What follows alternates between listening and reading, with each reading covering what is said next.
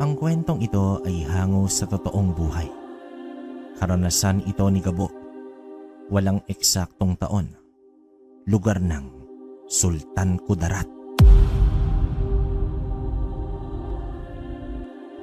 Sa malawak at luntiang kagubatan, kung saan ang huni ng mga ibon ang nagsisilbing musika at ang matatayog na puno ang nagsisilbing mga bantay, naninirahan itong si Gabo.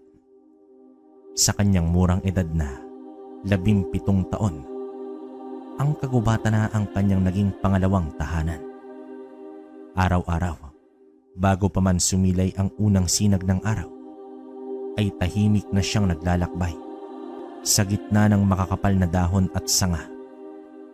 Ang kanyang misyon ay ang mangalap ng matamis at gintong pulot mula naman sa mga ligaw na pukyutan. May magaan na hakbang at matalas na mata. Alam ni Gabo ang bawat sulok ng gubat kung saan maaaring matagpuan ang mga bahay pukyutan.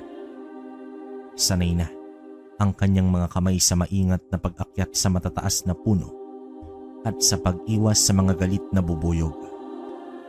Pagkatapos ng ilang oras na masipag na pagtatrabaho, puno na ang kanyang mga banga ng mahalagang ani.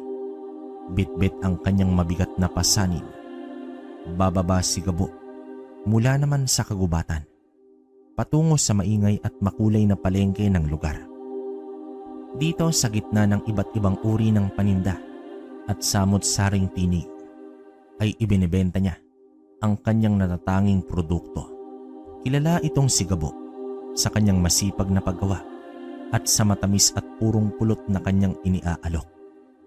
Ang kanyang ngiti ay madalas na umaabot sa kanyang mga mata at ang kanyang pagiging magalang ay hinahangaan ng mga mamimili. Subalit sa likod ng kanyang mabait na disposisyon at simpleng pamumuhay, may isang mabigat na lihim na bumabalot sa kanyang pamilya. Isang lihim na itinago ng mahigpit mula naman sa mata ng mundo. Ang kanyang mga magulang, ang mga taong nagpalaki at nagmahal sa kanya, ay hindi lamang ordinaryong tao. Sila ay pinagkakatakotang mga nilalang sa dilim, isang mangkukulam at isang aswang. Hindi naman alam ni Gabo ang buong katotohanan tungkol sa kanilang tunay na pagkatao. Ang nakikita lamang niya ay ang kanilang pagmamahal at pag-aaruga. Ngunit sa mga gabing walang buwan, kapag ang katahimikan ay bumabalot sa kanilang tahanan sa gilid ng kagubatan, may kakaibang tensyon na kanyang nararamdaman. May mga bulong na hindi niya maintindihan, mga kakaibang amoy na pumupuno naman sa hangin, at ang paminsang-minsang pagkawala ng kanyang mga magulang na walang malinaw na paliwanag. Hindi niya mawari ang katotohanang nakakubli sa likod ng kanilang kabaitan. Hindi niya alam na ang mga kamay na humahaplos sa kanyang buhok ay maaari ring magdulot ng matinding pasakit. Hindi niya alam na ang mga labing humahalik sa kanyang noo ay maaaring magbagong anyo sa nakakatakot na paraan. Ang kanyang mundo ng simpleng pamumuhay at inosenteng kabaitan ay nakatakdang mabago. Ang lihim ng kanyang pamilya, tulad ng isang mabigat na ulap, ay nagbabadyang bumuhos ng isang bagyo sa kanyang buhay. Papaano kaya haharapin ni Gabo ang katotohanang maaaring sumira sa kanyang pananaw sa mundo at sa mga taong pinakamamahal niya? Ito ang simula ng kanyang kwento, isang kwento ng kabaitan, lihim at ang nakakatakot na katotohanan na bumabalot sa kanyang pinagmulan.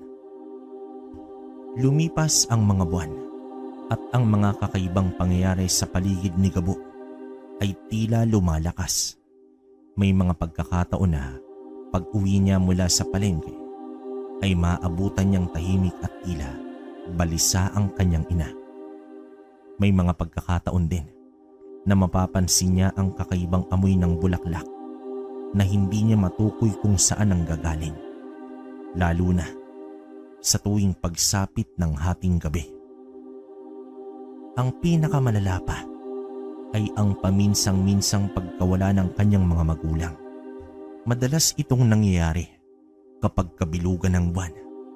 Sinasabi lamang nilang may mahalagang nilalakad lamang sila, ngunit hindi nila kailanman binanggit kung saan o kung ano ito.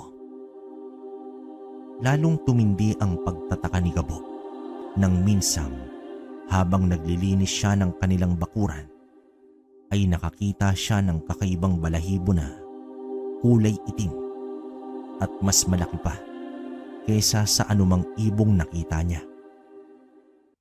Itinago niya ito at palihim na pinagmasdan. May kakaiba itong kinang at parang hindi pangkaraniwan ang pagkakayari. Isang gabi, habang naghahapunan silang tatlo sa kanilang simpleng tahanan, hindi na nakapagpigil si Gabo. Titig na titig siya sa kanyang ama na si Beloy, isang lalaking may matipunong pangangatawan at laging mukhang pagod. Itay, may napapansin po kasi akong kakaiba nitong mga nakaraang buwan.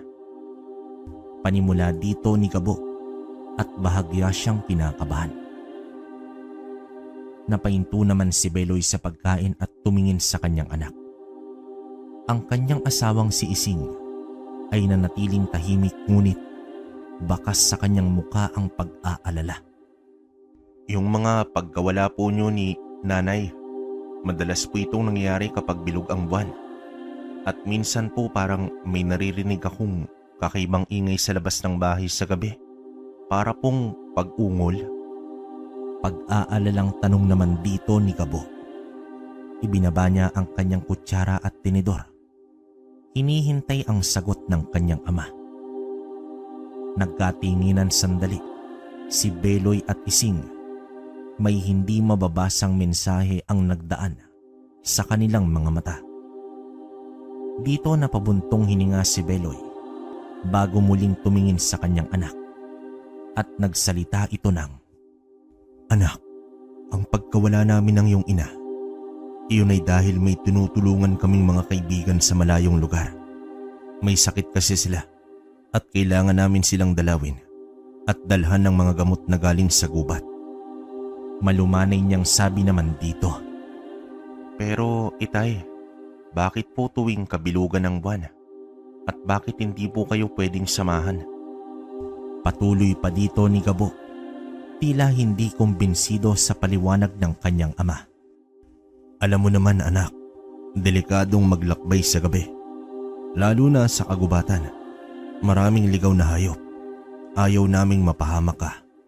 Saka mas mabilis kaming makakarating kung kaming dalawa lang ng iyong ina. Ngumiti naman ang pilit itong si Beloy. At yung mga ingay po, parang hindi po ordinaryong hayop ang ingay na yun eh. Hindi pa rin sumusuko si Gabo sa kanyang pagtatanong. Yun ba? Siguro mga asong gubat lang yun anak. Alam mo naman, malakas ang kanilang boses lalo na kapag naghahanap ng makakain sa gabi, hindi ba? Bahagyang natawa naman si Beloy, ngunit hindi umabot sa kanyang mga mata ang kanyang ngiti. Hindi naman lubos na naniwala si Gabo sa mga paliwanag ng kanyang ama.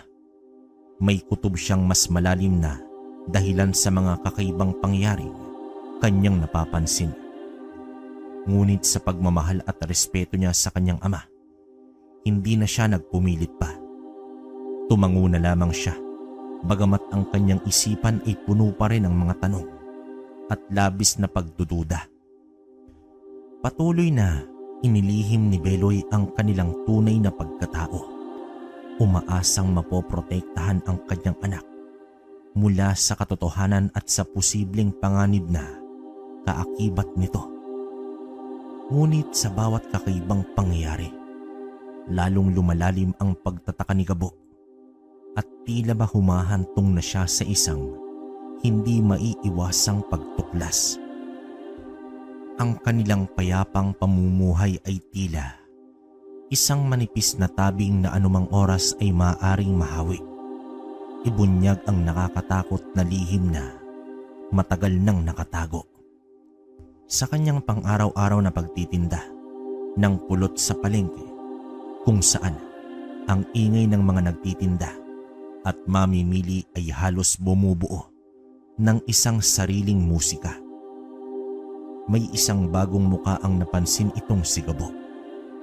Isang matandang lalaki na may pawang puting buhok na bahagyang humahaba sa kanyang batok. At may mga kulubot na sa kanyang muka na tila naglalarawan ng maraming taon ng pamumuhay. Ang kanyang mga mata ay puno ng karunungan at may bahid ng pagiging mapagbiro.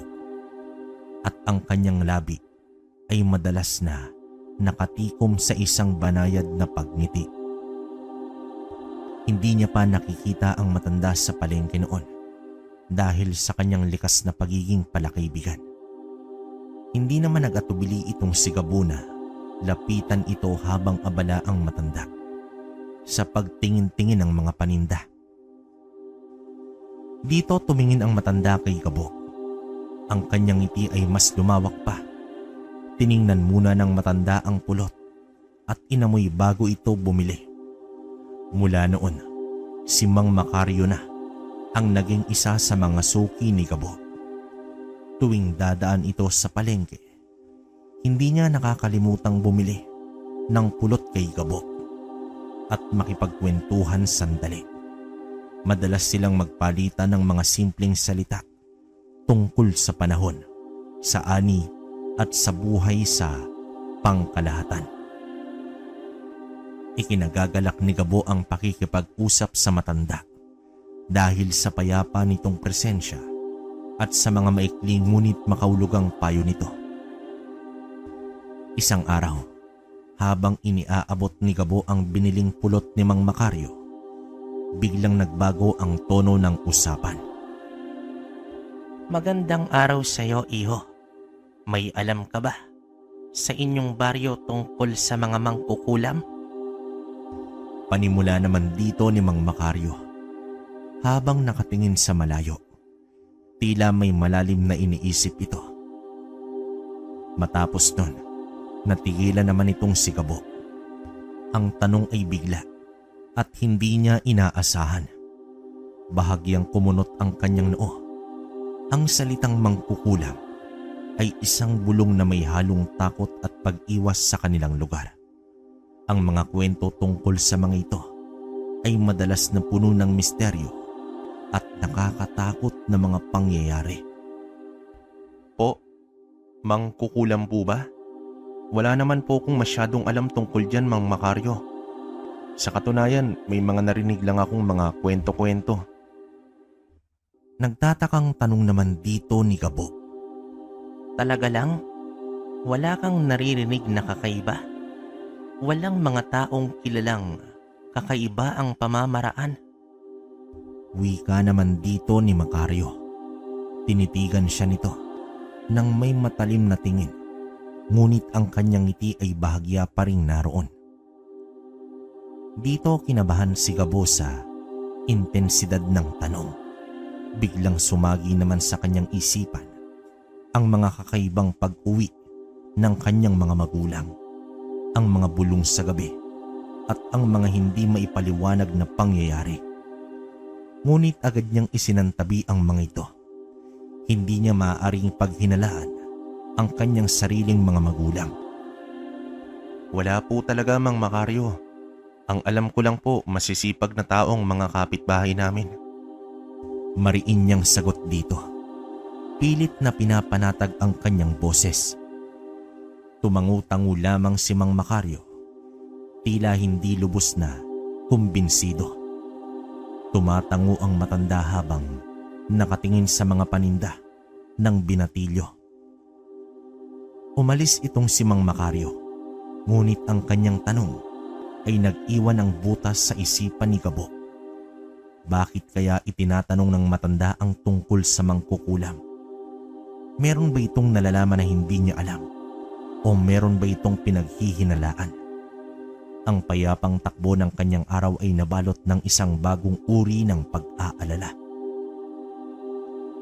Ang simpleng tanong na yon ay tila isang binhi na itinanim sa kanyang isipan at nagsisimula na rin itong tumubo ng pagdududa at pangamba. Ang mga araw pagkatapos ng kakaibang tanong ni Mang Macario ay naging mas mapagmatyag itong si Gabo. Sinusubukan niyang hanapin ang anumang kakaiba sa kilos ng kanyang mga magulang. Ngunit patuloy silang kumikilos na parang walang nangyayari. Gayunpaman, ang binhi ng pagdududa ay nanatili sa kanyang isipan. Patuloy na sumisibol sa bawat hindi may paliwanag na pangyayari. Isang hating gabi, habang ang buwan ay nakatago sa likod ng makakapal na ulap, biglang nagising itong si Gabo dahil sa matinding sakit ng kanyang pantog. Hindi na niya maipagpaliban pa ang kanyang nararamdaman, kaya't dahan-dahan siyang bumangon mula sa kanyang higaan. Sinisigurong hindi niya magigising ang kanyang mga magulang na mahimbing nang natutulog sa kabilang kwarto. Tahimik naman siyang naglakad patungo sa pinto at dito lumabas ng bahay.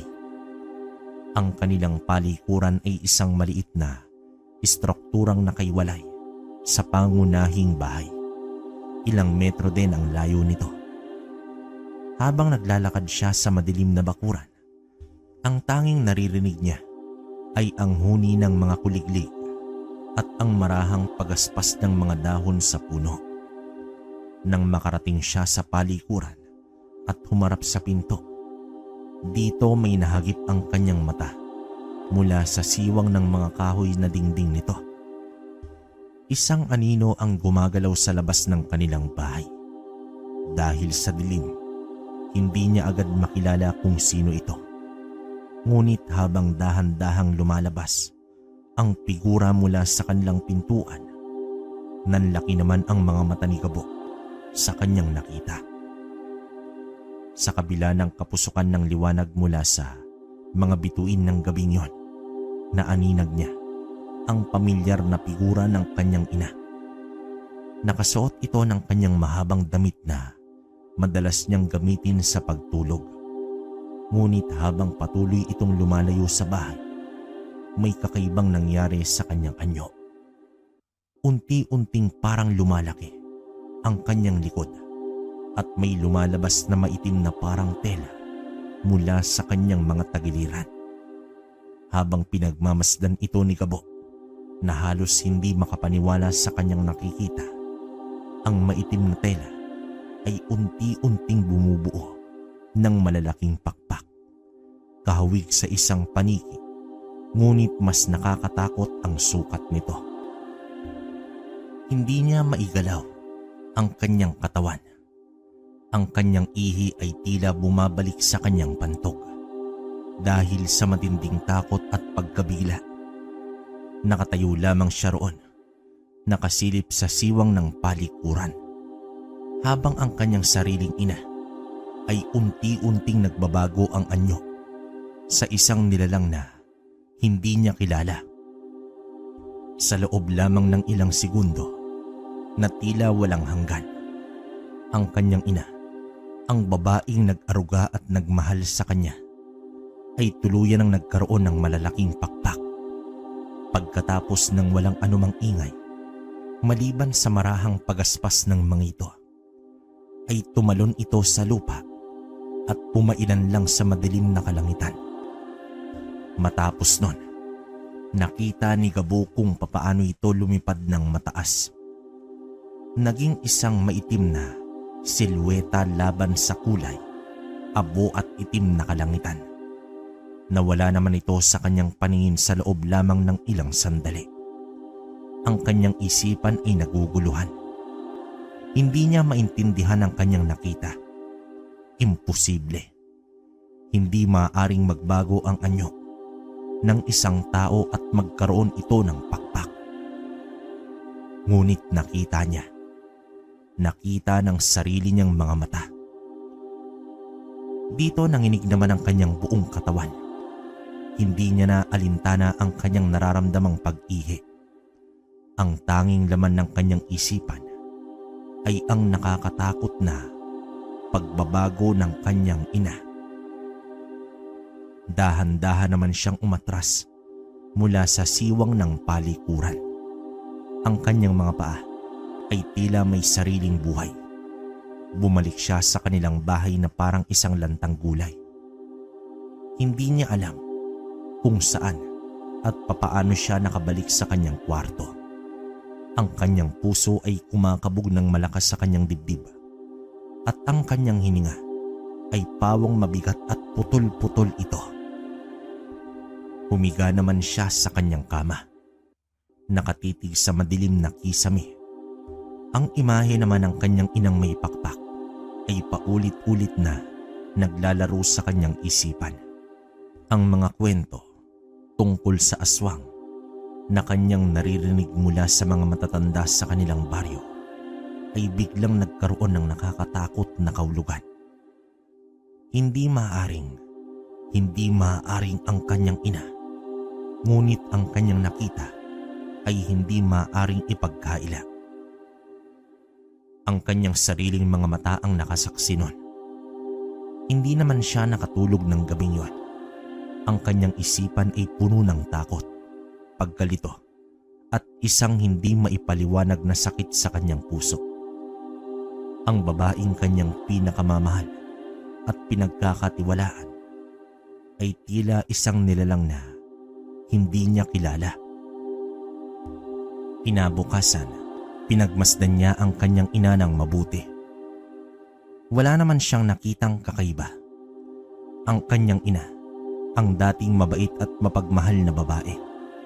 Ngunit sa likod ng kanyang normal na anyo, hindi na maalis ni Gabo ang nakakatakot na imahe ng isang babaeng may pakpak na lumilipad sa gabi. Ang tanong ni Mang Makaryo tungkol sa mangkukulam ay bumalik naman sa kanyang isipan. Kung ang kanyang ina ay isang uri ng aswang, ano naman ng kanyang ama? Ang mga pagkawala ba nila tuwing kabilugan ng buwan ay may kaugnayan dito? Ang payapa at simpleng mundo ni Gabo ay tuluyang nag-iba. Ang katotohanan na kanyang natuklasan ay isang mabigat na pasanin na hindi niya alam kung papaano dadalhin. Ang kanyang pamilya, ang kanyang tahanan ay tila hindi na ang ligtas na lugar na kanyang kinagisnan. May nakakatakot na lihim na bumabalot sa kanila at siya, si Gabo, ay hindi na maaaring magkunwari na walang nangyayari. Kailangan niyang malaman ang buong katotohanan kahit gaano pa ito kasakit. Pinilit ni Gabo na ituloy ang kanyang pang-araw-araw na gawain. Bagamat ang kanyang isipan ay hindi mapakali, nagtitinda pa rin siya ng pulot sa palengke. Nakikipag-usap sa kanyang mga suki at umuuwi sa kanilang bahay sa gilid ng kagubatan. Ngunit sa bawat kilos niya, sa bawat ngiti na kanyang ipinapakita, ay may mabigat na lihim na kanyang itinatago. Ang nakita niya noong gabing yon ay paulit-ulit na bumabalik sa kanyang alaala. Isang nakakatakot na bangungot na gising. Sinubukan niyang kausapin ang kanyang mga magulang, ngunit hindi niya naman alam kung papaano ito sisimulan. Papaano niya itatanong kung sila ba ang mga nilalang na kinakatakutan ng kanilang komunidad? Papaano niya haharapin ang katotohanang maaaring magpabago sa kanyang buong pagkatao? Kaya't nanatili na lamang siyang tahimik, nagmamasid at naghihintay ng tamang pagkakataon. Isang hapon, habang inaayos niya ang kanyang mga banga ng pulot sa kanyang pwesto sa palengke, natanaw niya ang pamilyar na figura ni Mang Makaryo na papalapit sa kanya. Tulad ng dati, meron itong banayad ng ngiti sa kanyang mga labi. Magandang hapon sa'yo, iho. Parang ang sarap naman ng iyong pulot. Meron ka bang bagong ani? Bati naman dito ni Mang Makaryo. Magandang hapon din po, Mang Makaryo. Meron po. Sariwa pa po ito eh. Tugon dito ni Gabo. Bahagyang napipilitan ang kanyang pagngiti. Mabuti kung gayon. Kukuha naman ako ng 2 banga ngayon. Gustong gusto ko itong ipalaman sa aking tinapay tuwing nag-aalmusal ako. Wika naman dito ng matanda. Habang abala si Gabo sa paglalagay ng pulot sa mga banga, nagkwento naman si Mang Makaryo tungkol sa kanyang mga nakaraang araw. Alam mo ba, iho, nitong nakaraang gabi, halos mahuli ko na ang isang kakaibang nilalang. Wika pa ng matanda na tila may gusto itong ibahagi sa kanya. Napatigil naman si Gabo sa kanyang ginagawa at palihim na tumingin ito sa matanda. Kumabog ng mabilis ang kanyang puso at habang sumasagot sa matanda ay pilit niyang maging kasywal lamang ang tono ng kanyang boses. Isang aswang, iho. Nakita ko itong lumilipad sa may bandang gubat. Sinundan ko ito hanggang sa malapit na sa isang bahay. Ngunit nalingat lang ako sandali at nawala na ito. Hindi ko na nakita kung saan ito pumasok. Turan pa dito ni Mang Makaryo. Ang kanyang mga mata ay tila may hinahanap sa malayo. Nanlamig naman ang buong katawan ni Gabo. Ang kanyang mga kamay ay bahagyang nanginig habang iniaabot niya ang mga banga ng pulot kay Mang Makaryo. Ang deskripsyon ng matanda ay halos tumutugma sa kanyang nakita noong gabing yon. Ang gubat, ang paglipad. Talaga po, Mang Makaryo? At ano pong ginagawa ninyo sa gabi sa gubat? Pilit niyang tanong dito sa matanda. Ang kanyang boses naman ay bahagyang nanginginig ng oras niyon. Matagal na akong nangangalap ng mga halamang gamot sa gabi, iho. Mas sariwa ang mga ito kapag walang sikat ng araw. At minsan, may mga kakaiba kong nakikita.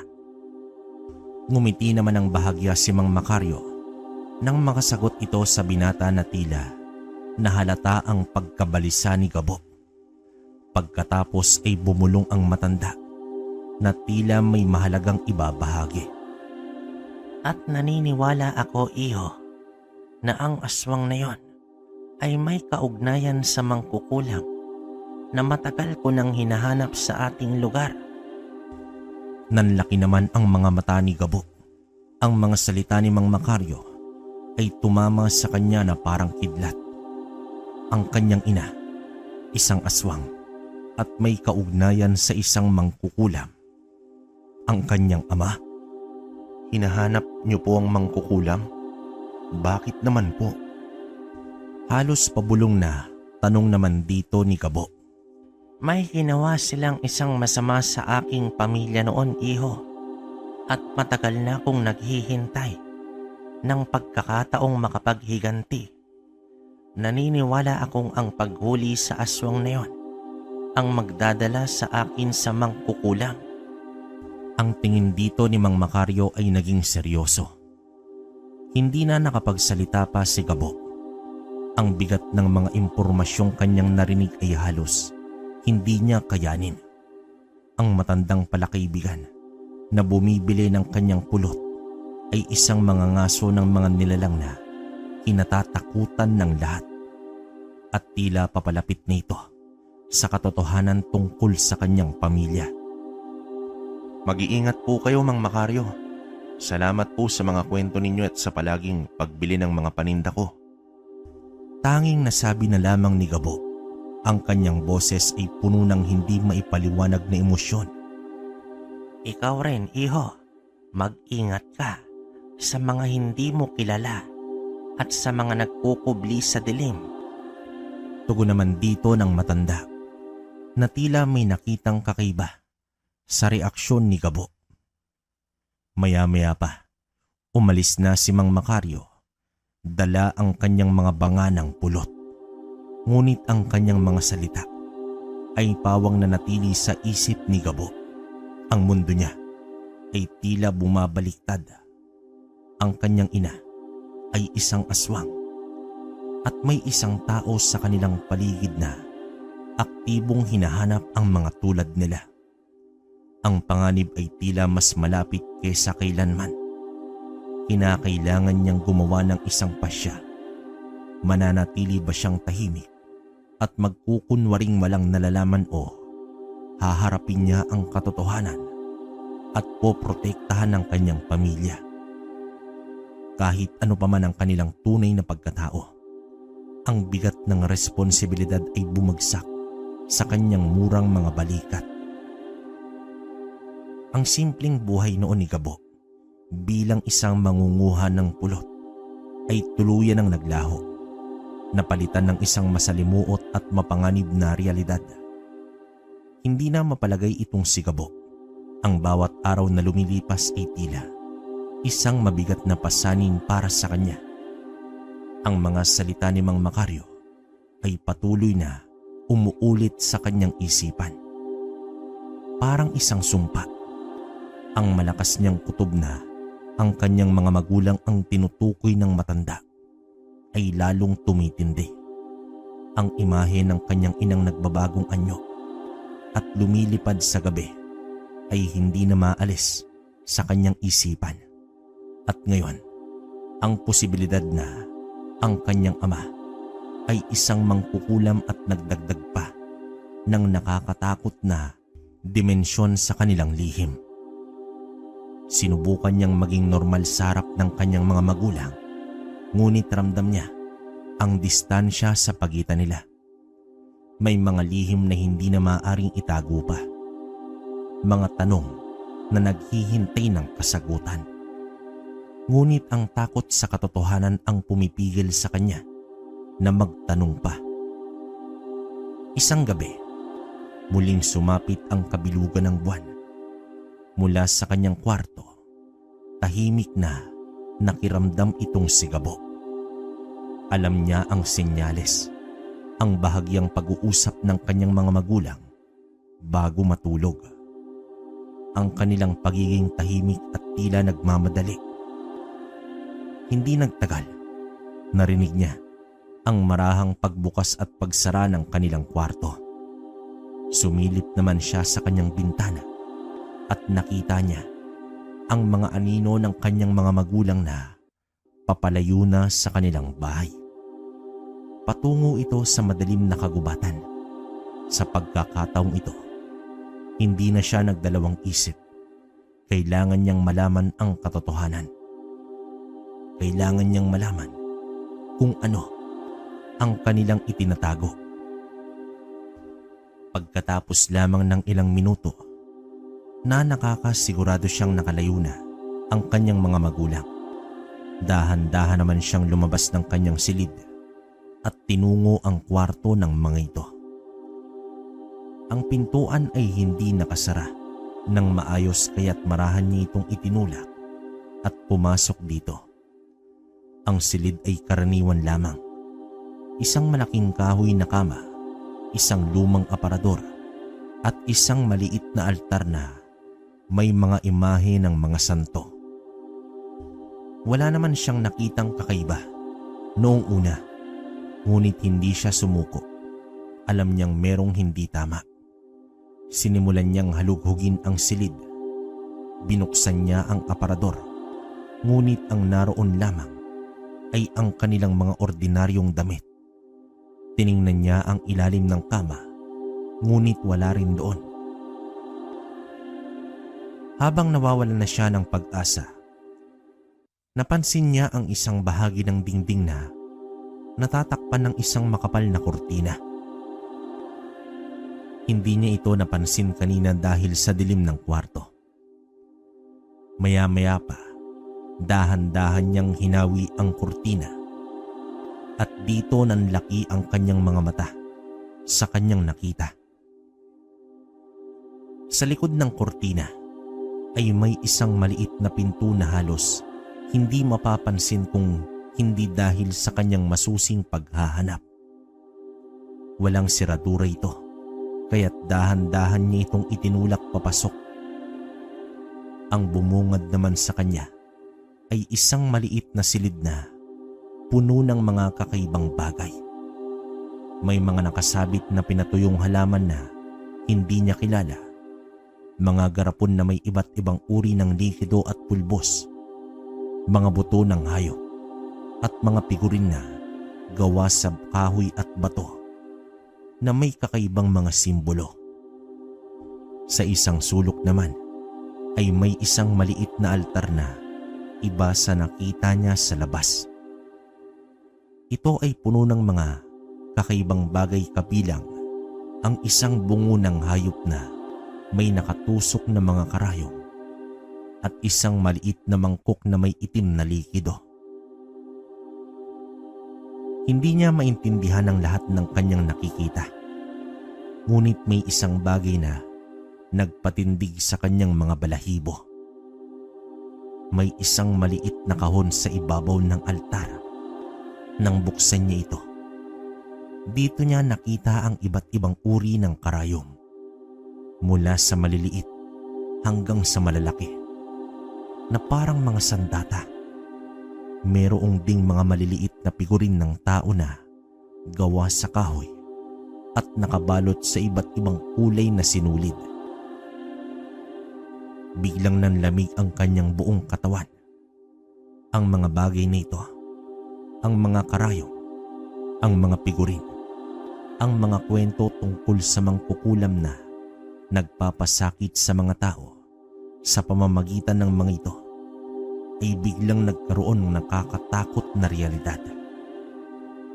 Hindi niya na kailangan ng iba pang patunay. Ang silid na ito, ang mga kagamitang ito ang mga kasangkapan ng isang mangkukulam. At ang silid na ito ay nasa loob mismo ng kanilang bahay, sa silid ng kanyang mga magulang. Ang katotohanan ay sumampal sa kanya ng malakas. Ang kanyang ama, si Beloy.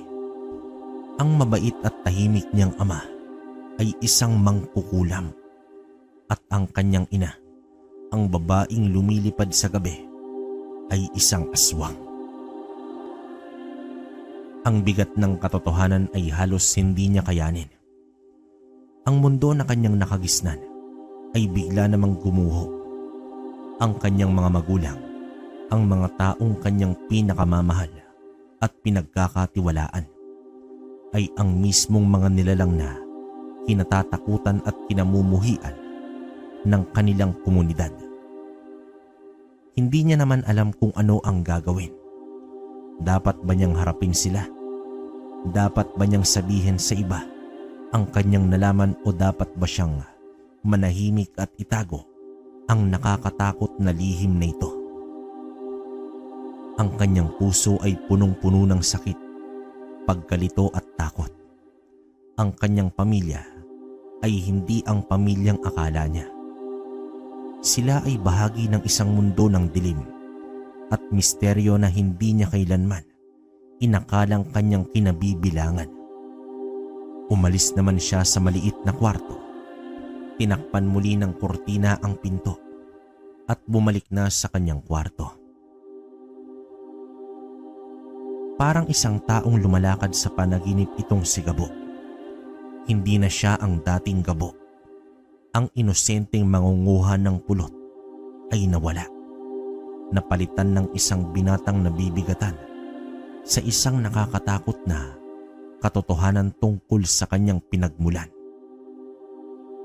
Ang gabi ay puno ng katahimikan sa labas, ngunit sa loob ng kanyang puso at isipan, isang malakas na bagyo ang nagsisimula ng humampas. Sa gitna ng kanyang magulong isipan at bumabagabag na puso, nagpasya na lamang si Gabo na lumayo muna sa kanilang tahanan. Ang hangin sa loob ng kanilang bahay ay tila bumibigat na, puno ng mga lihim at hindi nasasabing katotohanan. Naglakad naman siya patungo sa plaza ng kanilang baryo. Umaasang mahawi kahit bahagya ang kanyang kalungkutan sa pamamagitan ng mga masasayang tanawin at ingay ng mga tao. Ngunit gabi na rin nang makarating siya sa plaza. Ang dating masiglang lugar ay tahimik na. Ang mga ilaw ay bahagyang nakasindi. Ang mga batang naghahabulan at mga magkasintahang nagliligawan ay wala na. Napaupo na lamang si Gabo sa isang bakanting upuan sa ilalim ng isang malaking puno. Pinagmamasdan ang mga anino na sumasayaw sa lupa. Hindi nagtagal, umalam ang kanyang sikmura. Dito niya napagtanto na hindi pa siya kumakain ng hapunan. Napabuntong hininga na lamang siya. Ang tanging naiisip niya ay ang kanyang mga magulang. Nais niyang makauwi na at harapin sila kahit mga hulugan pa ito ng kanilang galit. Sa kakaibang paraan, inaasam niyang mapagalitan siya dahil baka iyon ang magbigay sa kanya ng lakas ng loob na ibunyag ang kanyang nalaman. Bandang 11:00 na ng gabi nang magpasya si Gabo na umuwi na. Ang dilim ay mas makapal na ngayon at ang mga tunog ng mga hayop sa gubat ay mas maririnig mo. Binilisan niya ang kanyang paglalakad. Sabik na matapos na ang gabing ito. Ngunit pagdating niya sa bakuran ng kanilang bahay, may kakaiba siyang nararamdaman. Hindi niya marinig ang karaniwang katahimikan. Sa halip, may naririnig siyang mga boses na nagtataasan. Nagtago naman siya sa likod ng isang malaking puno, malapit sa kanilang bakuran, at maingat na sumilip. Ang kanyang nakita ay isang eksenang hindi niya inaasahan kahit kailan. Sa gitna ng kanilang bakuran, sa ilalim ng liwanag ng buwan na bahagyang sumisilip sa mga ulap, nakatayo naman ang kanyang amang si Beloy. Nakaharap dito si Mang Macario. Ang kanilang mga mukha ay puno ng galit at tensyon. Matagal ko na kayong pinaghihinalaan ang mga kakaibang nangyayari sa ating baryo. Alam kong kayo ang may kagagawan. Mariing sabi naman dito ng matanda. Ang kanyang boses ay puno ng pagkapuot. Wala kang alam sa iyong sinasabi, Macario. Umalis ka na sa aking pamamahay bago pa ako mawala ng pasensya. Tugon naman dito ni Beloy. Ang kanyang boses ay tila nagbababala sa matanda. Hindi ako aalis hanggat hindi ko nalalaman ang katotohanan. Nakita ko ang aswang. Sinundan ko ito. At ang bahay na yon ay ang bahay nyo. Sigaw naman dito ni Mang Macario. Nanlaki ang mga mata ni Gabo sa kanyang narinig. Kinumpirma ng mga salita ni Mang Macario ang kanyang tatakutang hinala. Sinungaling ka. Wala kaming kinalaman sa mga sinasabi mo. Bulyaw naman dito ng kanyang ama. Huwag ka nang magkaila pa. Alam ko ang mga uri ninyo, mangkukulam at aswang. Kayong dalawa ang sumisira sa ating baryo.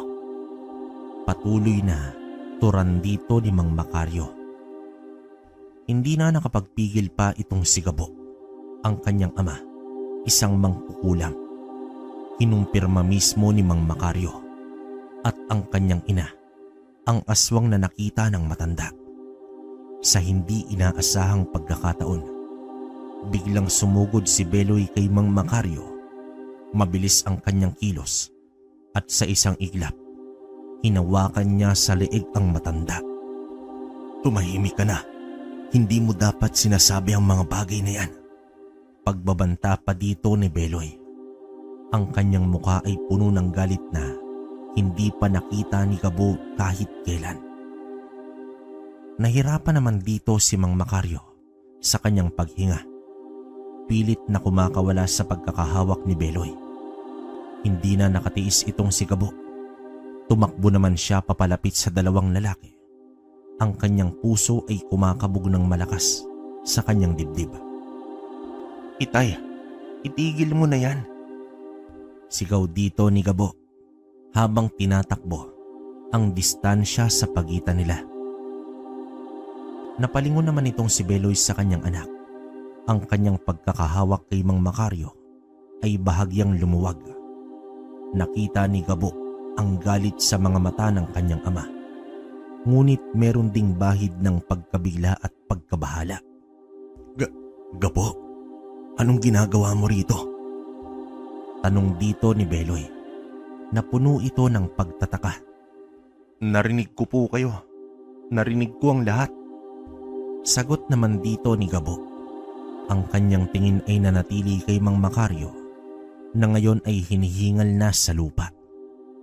Ang katahimikan ay bumalot sa kanilang bakuran. Tanging ang huni ng mga kuliglig ang maririnig mo. Ang tensyon sa hangin ay halos mahawakan. Nakatayo naman si Gabo sa pagitan ng kanyang ama at ni Mang Macario. Ang kanyang isipan ay tila naguguluhan sa nangyayari. Totoo ba, Itay? Totoo bang sinasabi niya? Totoo bang mangkukulam ka at si nanay isang aswang? Tanong naman dito ni Gabo. Ang kanyang mga mata ay tila puno na ng pagluha. Hindi naman nakasagot si Beloy. Ang kanyang tingin ay umiwas sa mga mata ng kanyang anak. Ang katahimikan ang naging kasagutan niya. Napahawak na lamang si Gabo sa kanyang bibig. Hindi makapaniwala sa kanyang nalaman. Ang katotohanan ay mas masakit at mas nakakatakot kaysa sa kanyang inakala. Ang kanyang pamilya, ang kanyang buhay, ay isang kasinungalingan pala. Tumingin naman siya kay Mang Macario na ngayon ay dahan-dahan nang nakakabawi. Pagkatapos ay ibinaling niya ang kanyang tingin sa kanyang ama. Ang kanyang puso ay punong-puno ng pagkasira at pagkalito. Bakit, Itay? Bakit niyo ito'y tinago sa akin? Bakit? Halos pabulong na tanong dito ni Gabo. Hindi pa rin nakasagot itong si Beloy. Nakayuko lamang ito. Ang kanyang katawan ay tila nanghihina. Ang gabi ay tila huminto sa kanilang bakuran. Ang buwan ay patuloy na nagtatago sa likod ng mga ulap. Tila nakikiramay sa madilim na katotohanang nabunyag. Ang buhay ni Gabo ay nagbago. Magpakailanman sa gabing yon. Wala na ang inosenteng mangunguha ng pulot. Ang natitira ay isang binatang nahaharap sa isang nakakatakot na realidad tungkol sa kanyang pinagmulan at sa mga taong kanyang pinakamamahal. At ang kanyang desisyon sa mga susunod na mangyayari ang siyang magtatakda ng kanyang kapalaran. Labis na nadurog ang puso ni Gabo sa kanyang mga nalaman. Ang katotohanan ay isang mabigat na dagok na hindi niya alam kung papaano tatanggapin. Ang kanyang mga magulang, ang mga taong dapat sana'y sandigan at proteksyon, ay ang mismong pinagmumulan ng takot at kasamaan sa kanilang baryo. Hindi niya kayang harapin sila kaagad. Ang sakit at pagkalito ay labis na siyang pinanghihina. Sa kanyang paglayo, halos isang linggo siyang nakituloy sa isang matalik na kaibigan na si Elias. Hindi niya sinabi ang tunay na dahilan ng kanyang pag-alis. Nagdahilan lamang siya ng hindi pagkakaunawaan sa kanilang pamilya. Si Elias, bilang isang tunay na kaibigan, ay hindi na nagpumilit pang malaman ang buong detalye. Bagkus ay pinatuloy at inalagaan siya nito. Sa loob ng isang linggo, pinilit ni Gabo na hanapin ang kapayapaan sa kanyang sarili. Ngunit ang mga alaala ng gabing yun ay patuloy na bumabalik sa kanya. Parang isang masamang panaginip na hindi siya tinatantanan. Sa kabila ng sakit, alam niyang hindi niya maaaring takasan ang katotohanan. Kailangan niyang harapin ang kanyang mga magulang kahit ano pa man ang mangyari. Isang gabi, pagkatapos ng mahabang pag-iisip, nagpasya naman si Gabo na bumalik sa kanilang bahay. Kahit puno ng pangamba ang kanyang puso, determinado siyang harapin ang kanyang pamilya at alamin ang buong katotohanan. Ngunit pagdating niya sa kanilang bakuran, isang kakaibang tensyon ang bumalot sa hangin. Hindi ito katulad ng tensyong kanyang naramdaman noong nakaraang gabi. Ito ay mas mabigat, mas mapanganib. May kakaibang enerhiya sa paligid. Dahan-dahan naman siyang lumapit sa kanilang bahay at sumilip sa bintana. Ang kanyang nakita ay isang nakakagimbal na eksena. Sa loob ng kanilang sala, nagdalaban ang dalawang pwersa. Ang kanyang ina sa kanyang nakakatakot na anyong aswang na may matatalim na kuko at nagbabagang mga mata ay nakikipaglaban kay Mang Makaryo. Ngunit hindi na ang Mang Makaryo na kanyang nakilala sa palengke. Ang matandang palakaibigan ay ngayon ay may hawak na isang kakaibang krus na kumikislap sa liwanag ng mga sulok na nakasindi sa paligid. Ang kanyang mga mata ay puno ng determinasyon at galit. Ang gabing ito ay ang pagtatapos ng pag-iral mo. Nilalang ng dilim. Bulyaw dito ni Mang Makaryo. Umiiwas sa mga atake ng aswang. Ngumisi naman ang aswang na may mga mata na determinado at handang tapusin ang albularyong nagbabaga din sa galit. Nakita ni Gabo ang mabilis na pagpalitan ng atake at depensa. Ang kanyang ina ay mabilis at mabangis, ngunit si Mang Makaryo ay tila may alam sa kanyang mga kahinaan. Ang krus na hawak nito ay tila may kakaibang kapangyarihan.